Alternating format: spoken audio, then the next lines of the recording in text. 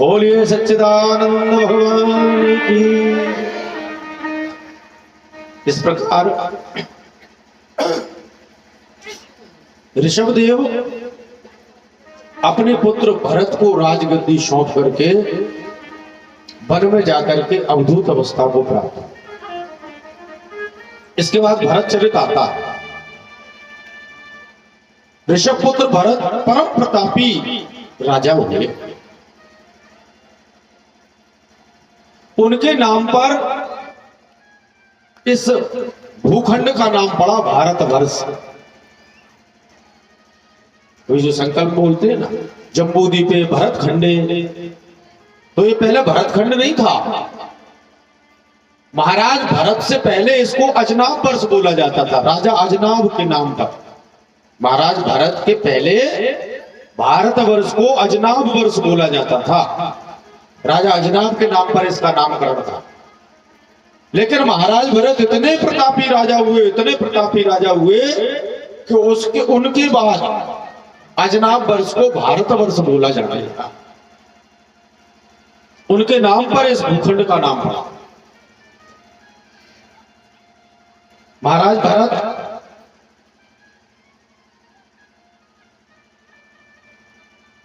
जिनका विवाह पंचजनी के साथ हुआ, बहुत समय तक उन्होंने राज्य किया। उसके बाद राज्य अपने पुत्रों को देकर वन की ओर गए।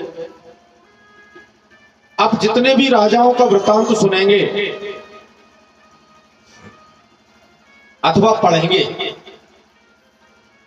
श्रीमद् भागवत में, सारे राजे महाराजे परम प्रतापी हुए, बहुत समय तक राज्य किया, फिर अंत में राज्य को त्याग कर वन की ओर प्रस्थान किया। कल मैंने जिस आश्रम व्यवस्था की चर्चा की थी, उस आश्रम व्यवस्था के अंतर्गत जब तक युवावस्था तब तक भोगावस्था, इसके बाद जीवन के तीसरे भाग में वानप्रस्थ। सारा मोह त्याग करके, बड़े बड़े राज त्याग करके वन की ओर चले गए। चाहे आप ऋषभदेव जी की बात कर लें, राजा नाभि की बात कर लें, प्रियव्रत की बात कर लें, आग्नेय की बात कर लें, अथवा महाराज भरत की बात कर लें, या ऐसे और भी कई सारे आख्यान हैं जो नहीं सुनाए जा सके समय अभाव के कारण। सैकड़ों आख्यान है, सबने आश्रम धर्म का पालन किया। महाराज भरत जब वन की ओर चले गए, वन में भगवत चिंतन करने लगे।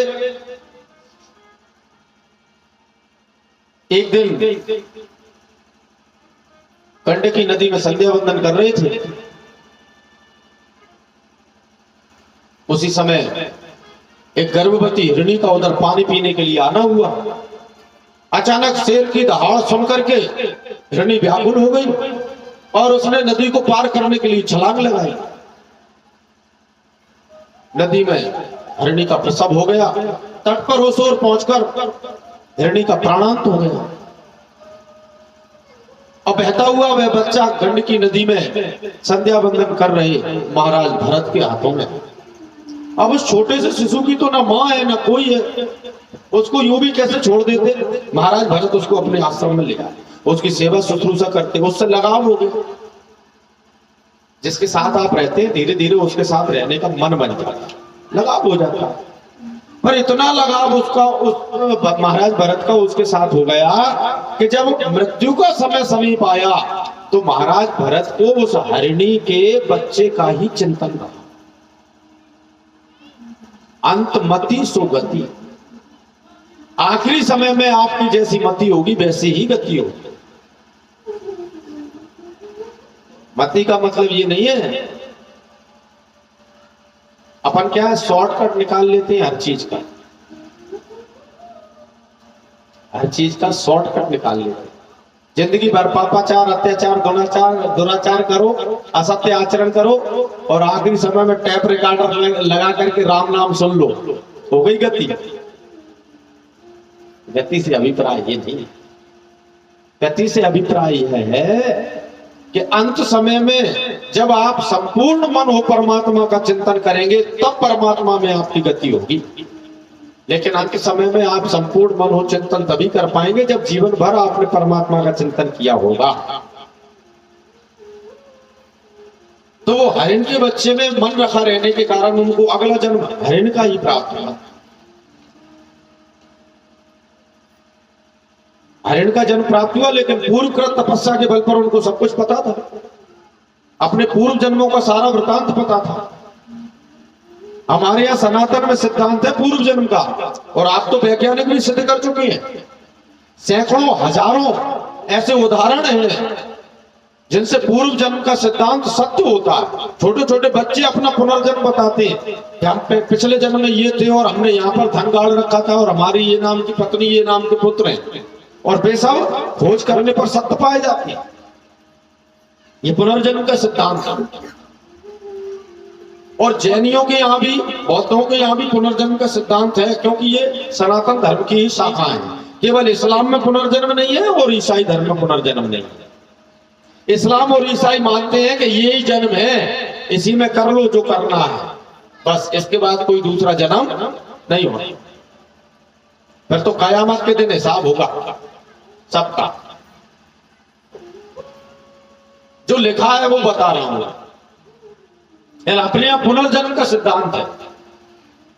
आत्मा की मुक्ति जब तक नहीं होती, आत्यांतिक मुक्ति जिसके विषय में कल चर्चा की थी, आत्यांतिक मुक्ति जब तक नहीं होती तब तक आत्मा चित्त और मन के साथ ही शरीर को छोड़कर जाता है। केवल शरीर नहीं जाता, मन वो ही जाता है, चित्त वो ही जाता है।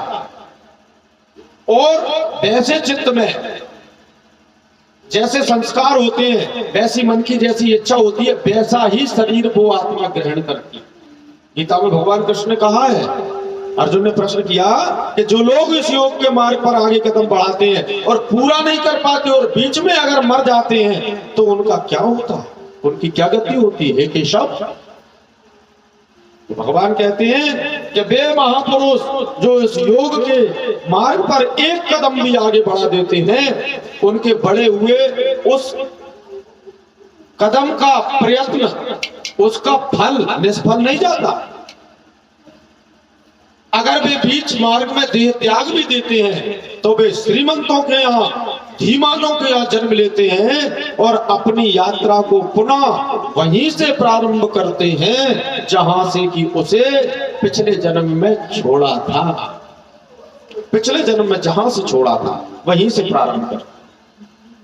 इसलिए आप लोग देखते होंगे जन्म से कोई बच्चा बुद्धिमान है, कोई बुद्धिहीन है, किसी की रुचि किसी और है, किसी की रुचि किसी और है, कोई पढ़ने में मेधावी है, कोई नहीं है। जन्म से ऐसा स्वभाव क्यों पड़ता है? क्योंकि पुनर्जन्मों में, पिछले के जन्मों में वह व्यक्ति ऐसा कार्य करता हुआ आया, उसी के अनुसार उसने नया जन्म लिया है। किसी का किया गया कार्य कभी भी निष्फल नहीं जाता। और जैनों के एक प्रयोग है जाति स्मरण प्रयोग। भगवान महावीर के पास जब कोई आता था दीक्षा प्राप्त करने के लिए तो वो उससे कहते थे कि पहले जाति स्मरण प्रयोग करो, यानी अपने पुनर्जन्मों का स्मरण करो। और वो जब जाति स्मरण का प्रयोग करवाते थे तो व्यक्ति को वास्तव में अपने पुनर्जन्मों का स्मरण आता था, और अभी भी वो प्रयोग होता है। अगर योग के माध्यम से उस प्रयोग को किया जाए तो पिछले जन्म में आप क्या थे और आपने क्या क्या कार्य किए, उससे पिछले जन्म में 7 जन्मों का तक आपको स्मरण आ सकता है। पिछले 7 जन्मों में भी आप क्या क्या बने और क्या क्या आपने किया। जब उतने जन्मों का स्मरण आता है तब इस जन्म का प्रयोजन पता लगता है कि हम इस जन्म में ऐसे क्यों हैं। ये बड़ा गहरा विज्ञान है। तो उनको अपने पूर्व जन्म का पता था, तो आपको बिना किसी आसक्ति के ही उन्होंने उस हिरण की देह में समय को व्यतीत किया। समय आने पर उस देह को छोड़कर एक ब्राह्मण के यहां जन्म लिया।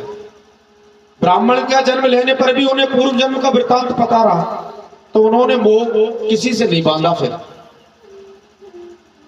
बहुत प्रयत्न किया पिताजी ने पढ़ाने लिखाने का, लेकिन वो जड़ की तरह रहते। उस जन्म में भी पिताजी ने उनका नाम भरत रखा, तो उनका नाम हो गया जड़ भरत। जड़ की तरह रहने के कारण भाइयों ने कहा भी कोई काम धाम तो करता नहीं, क्या करें, इसको खेत पे भेज दे। तो खेत पे भेज दिया। रखवाली करने के लिए बैठे थे। डाकुओं के एक सरदार को पुत्र प्राप्ति के लिए महाकाली के वास्ते नरबलि चढ़ाना।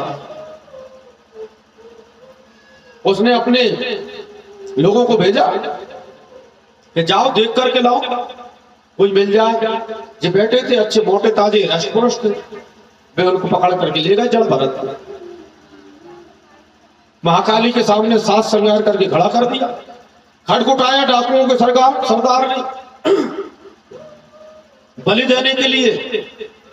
भगवती महाकाली की प्रतिमा में अंदर से दाह उत्पन्न हो गया कि मुझे वो ब्राह्मण की बलि दी जा रही। ब्रह्म हत्या प्रारंभ से हमारे यहां जघन्य अपराध है, महापराध है, अक्षम्य अपराध है। सूरत कोई भी हो, ब्राह्मण कभी भी बद्ध नहीं है। ब्राह्मण सदैव अबद्ध है, चाहे वो कुछ भी कर दे। हमारे शास्त्रों में लिखा हुआ है ब्राह्मण सदैव अबद्ध। भगवान कृष्ण ने कहा है महाभारत में, अश्वत्थामा ने द्रौपदी के 5 सोते हुए पुत्रों को मार दिया, और अर्जुन ने धनुष पर बाण चढ़ाकर कहा कि अश्वत्थामा को मार दिया। भगवान ने कहा आतताई को दंड मिलना चाहिए, अवश्य मिलना चाहिए, लेकिन ब्राह्मण अबद्ध। अश्वत्थामा के मस्तिष्क से मणि निकाल करके उसको छोड़ दिया, मारा नहीं, ब्राह्मण होने के कारण।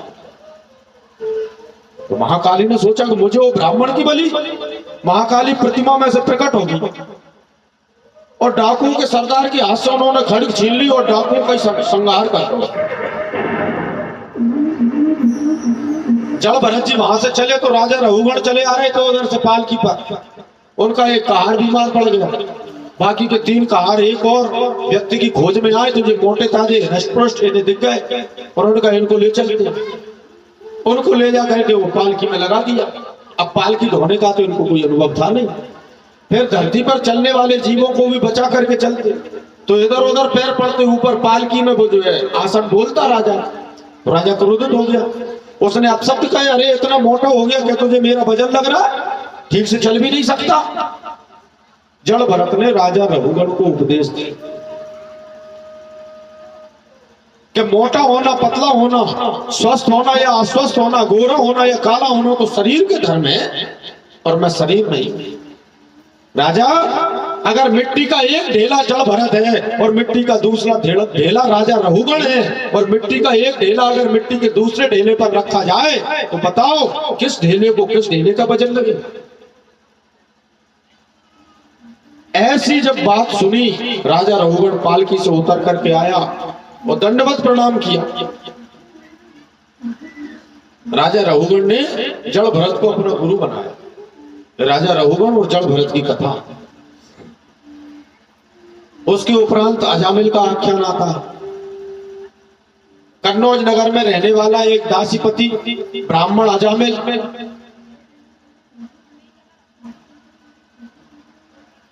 पापाचार में प्रवृत्त हो गया। चोरी डकैती करने लगा, वैश्यागमन करने लगा।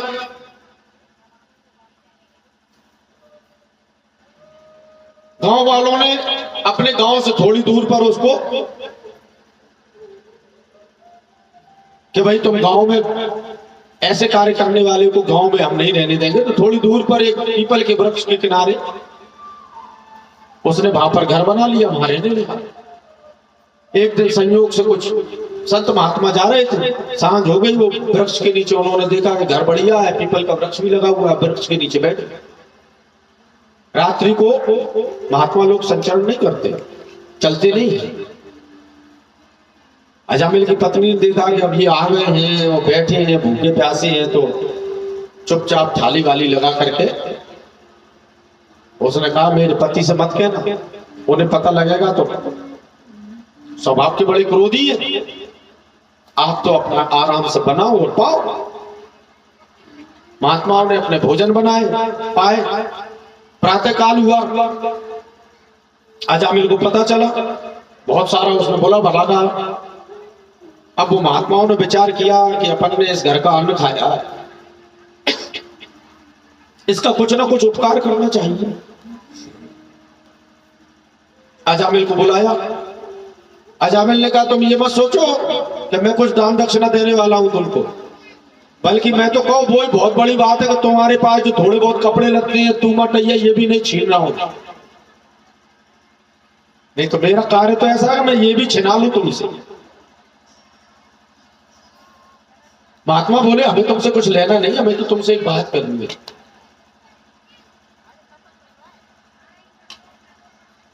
मैंने कहा क्या बात करनी है? मैंने कहा भाई देखो ऐसा है कि तुम्हारी पत्नी गर्भवती है और उसको कुछ तो होगा, कन्या होगी या पुत्र होगा। तो अगर कहीं तुम्हारे पुत्र हो जाए तो हमारे कहने से तुम उसका नाम नारायण रख देना। अब अजामिल ने सोचा ये भी कोई घाटे का सौदा तो नहीं है, भाई कुछ होगा फिर पंडित जी से पत्रा दिखाएंगे, दान दक्षिणा देनी पड़ेगी, नाम तो रखनी पड़ेगा कुछ ना कुछ।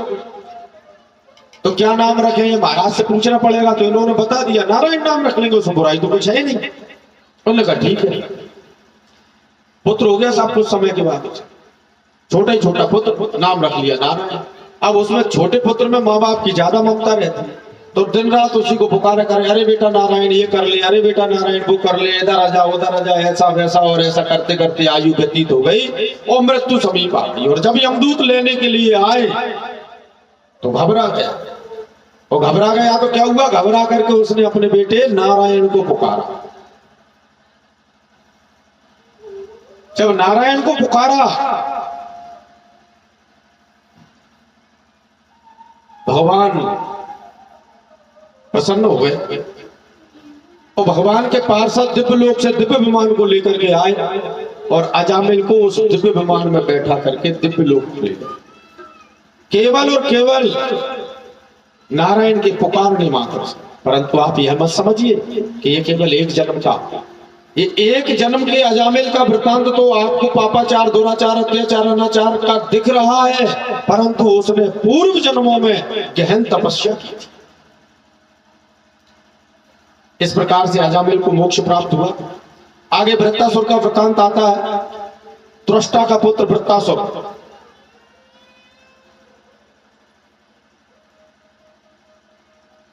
इंद्र ने त्वष्टा के बड़े पुत्र को मार डाला। त्वष्टा ने एक यज्ञ किया इंद्र को मारने वाला पुत्र उत्पन्न करने के लिए। इंद्रस्य शत्रु, जिस नाम से आहुति दी जानी चाहिए थी, इंद्रस्य शत्रु, इंद्र का शत्रु जो इंद्र को मार डाले। देवताओं ने त्वष्टा के होता को अपनी ओर मिला लिया और आहुति इंद्रस्य शत्रु के नाम से नहीं दी गई, आहुति दी गई इंद्र अश्य शत्रु, इंद्र जिसका शत्रु हो, जो इंद्र के द्वारा मारा जाए। परिणाम क्या हुआ, वृत्तासुर उत्पन्न हुआ। वृत्तासुर बड़ा भयंकर दैत्य था। देवासुर संग्राम में उसने देवताओं को पराजित कर दिया था।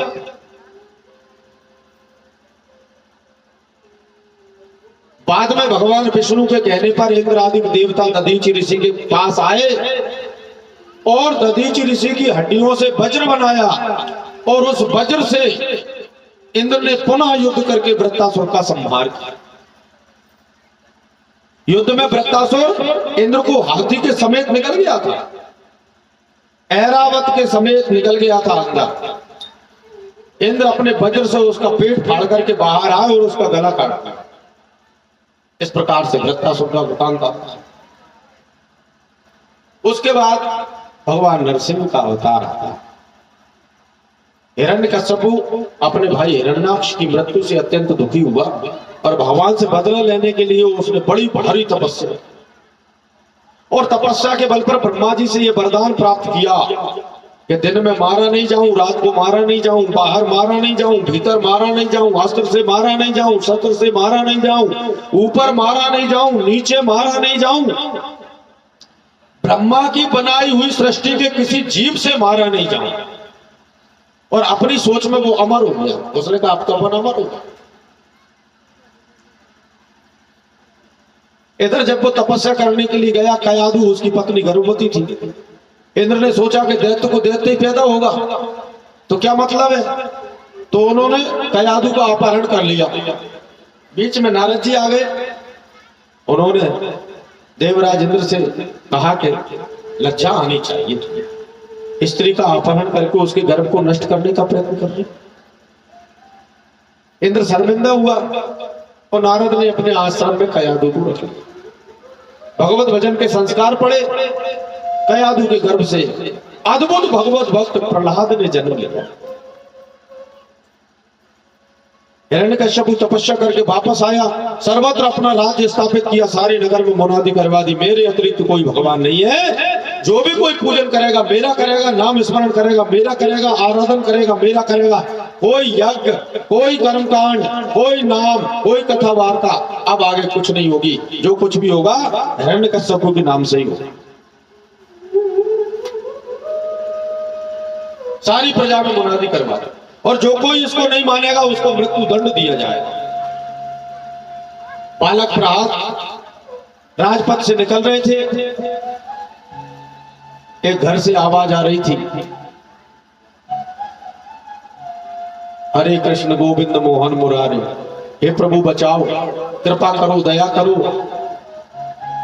हे नारायण हम आपकी शरण में हैं। प्रहलाद अंदर गए। एक कुंभकार का घर था। उन्होंने उससे कहा, कुंभकार की स्त्री जो भगवान का आराधन कर रही थी, तुम्हें पता नहीं है मेरे पिता की क्या आज्ञा है? पिता के कान में अगर तुम्हारा ये भगवान नाम पड़ गया तो तुम्हें मृत्यु दंड दिया जाएगा। हमारे राज्य में भगवान के स्मरण करने की मनाही है। वो कुंभकार की स्त्री बोली, राजकुमार क्या करें? अबा लगा दिया गया है, बर्तन पकने के लिए अबा में आग डाल दी गई है और भूलवश एक घड़े में बिल्ली के जीवित बच्चे रह गए और उस घड़े को अबे में लगा दिया गया और अबे में आग डाल दी गई है। अब तो केवल और केवल परमात्मा ही उन्हें बचा सकता।